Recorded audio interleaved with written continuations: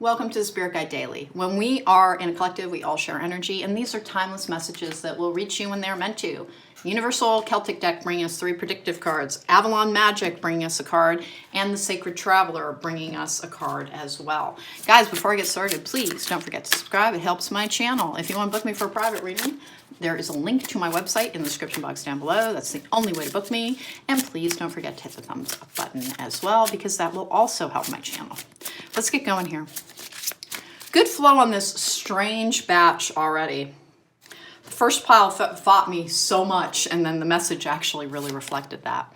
I have the King of Cups in reverse. Be careful. This is a card for narcissism. It can also be a card for alcoholism. It is a card for a lack of emotional fulfillment or emotional withholding. So it's a little bit not great. Knight of Cups in reverse is a card for me of self-love. Remember, reversals are not bad. Reversals just have a different meaning. And then I have the Four of Cups in reverse, which is things happening behind the scenes.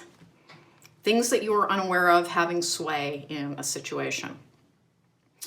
The key to greater happiness in the future is in seeing yourself in a way where you love and protect yourself. This King of Cups in reverse also kind of is somebody who can have a fear of intimacy.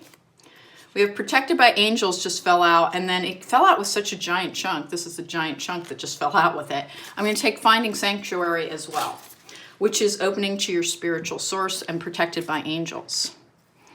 If you've had past relationships, I don't like this card in reverse because it really does, to me, indicate somebody who has an emotional agenda, is emotionally withholding, or is a narcissist.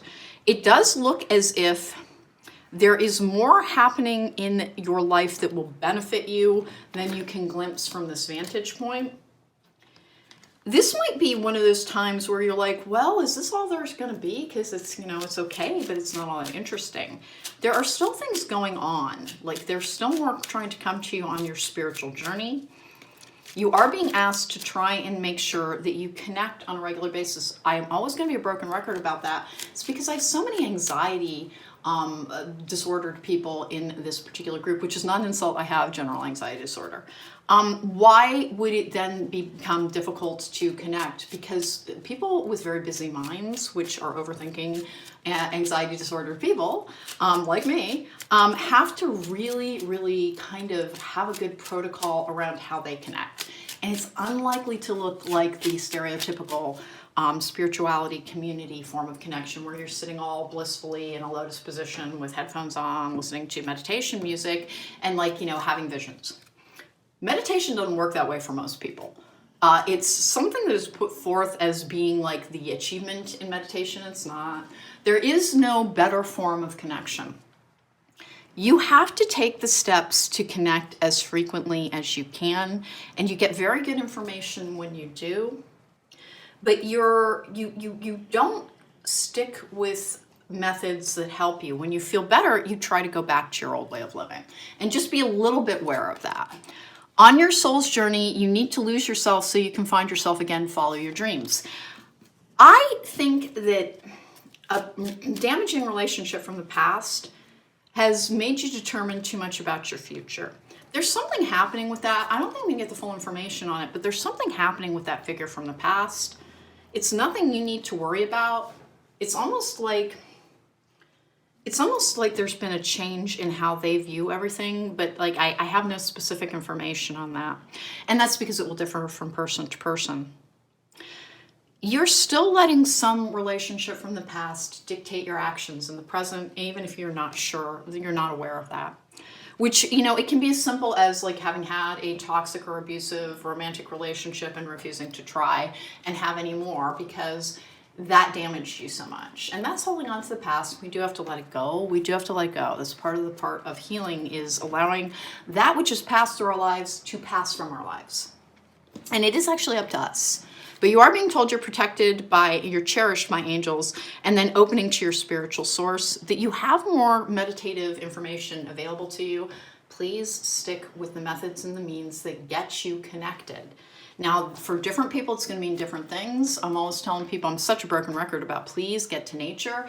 It's something called earthing or grounding, and actually is supposed to help with your, internal well-being. It helps particularly with anxiety, with any like pent-up emotions that actually really might come from our overall exposure to electric appliances, which we have so much energy within us and we're constantly surrounded by technology, and it disrupts our flow just a little bit.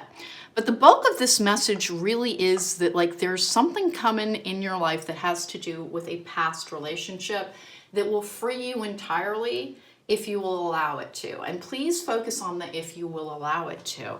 We have to be on our own side in order to have good outcomes.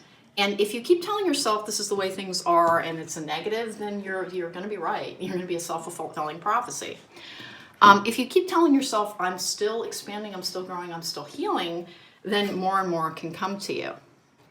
Mostly this is really about that finding sanctuary, knowing that you are protected, knowing that anything that comes up from the past is trying to help you heal it versus trying to devil you with it or plague you with it. This is an interesting message. Not every day is going to have a ton of activity in it.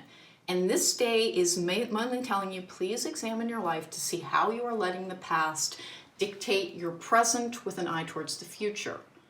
Please, this is being haunted by something sometimes. It looks to me like a narcissist damaged your ability to love so much that you kind of like withdraw a great deal. And that you've had a lot of trouble like releasing that as being about that narcissist versus relationships overall. Please do not give that person that power over all of humanity. They're just a bad person, which cannot really happen because we're all equal. We're all suffering from our own wounds, trying never to judge another. Yes, but some people choose in a way that is destructive or cruel or narcissistic or completely self-involved. And having unconditional love is for humanity. For specific individuals, they need to have merit within our lives to be in our lives, meaning they're not a detriment, they're not somebody who's constantly abusing us, etc. That we have to really allow ourselves to release the idea that that specific person did things that then hurt me. If I have healed, then I will have different outcomes. If you got to a point of being healed and you're like, hey, never again will I allow some person to take my energy, and that's hurting you. That's hurting you. It's not showing your spirit guides anything. It's not like, I'll show you for letting me suffer so much. It's not like that. What it is that if we want to have happy lives, we need to take the steps towards going towards them. And that, if you've shut down to connection because of a past relationship, the universe is never going to force anything, but they are asking you over and over again to please consider what you're doing because you're the person doing this to yourself at this point. At this point, if you're feeling sad and alone and isolated, it's because you won't let new people in. You won't even consider it because something in the past. Now, here's the thing that I get.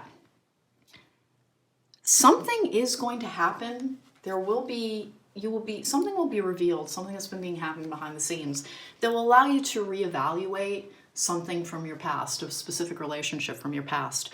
But it will be your choice one way or the other, whether or not you decide to take that as a sign to move forward.